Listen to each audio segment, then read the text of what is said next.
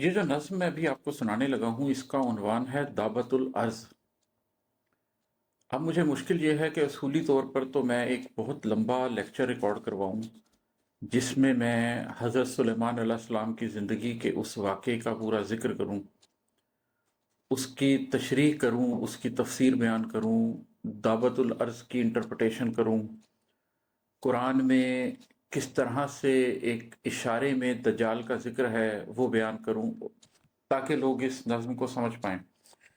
मगर अभी मैं क्योंकि सिर्फ नज़्म और गज़लें और नज़्में पढ़ रहा हूँ, तो इस वक्त मैं इसको नज़्म की सूरत में आप लोगों के सामने रख देता हूँ, ताकि जो लोग इस पूरे बैकग्राउंड से वाकिफ़ हैं, आगाह हैं और इस्लामिक एस्केटोलॉजी को बहुत डेप्थ में समझते हैं और इस नज़्म को नज़्म के तौर पर एंजॉय करना चाहते हैं, समझना चाहते हैं, वो इसको समझ सकें।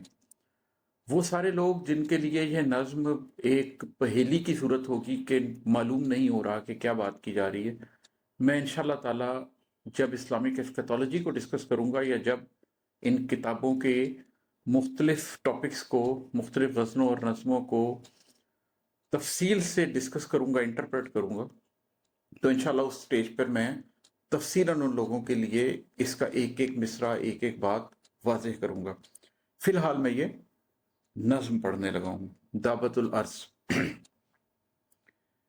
अहले आलम में ये बात मशहूर है, अहले आलम में ये बात मशहूर है, एक अरसे मुकद्दस के फरमा रवा और खुदा के नबी एक कसा के सहारे खड़े थे कि जब उनके दुनिया से जाने का वक्त आ गया, और कुछ रोज में घुन का कीड़ा फिर उनका असा खा गया, जिससे वो गिर गए। तभी जिन्नात की चंद सरकश मगर बेड़ियों में फंसी काम करती हुई टोलियों पर खुला, गैब का इल्म होता उन्हें गर तो वो बेबसी बेकसी से ये बेगार हरगिज न करती कभी।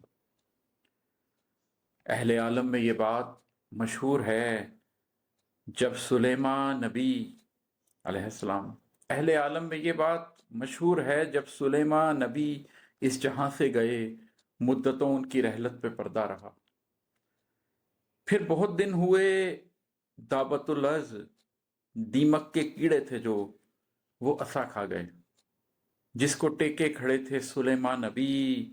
जब सुलेमान गिरे तभी जिन्नात पर राज खुलने लगे, वो भी अब शाद हैं, फिर से आजाद हैं। बात बनती नहीं,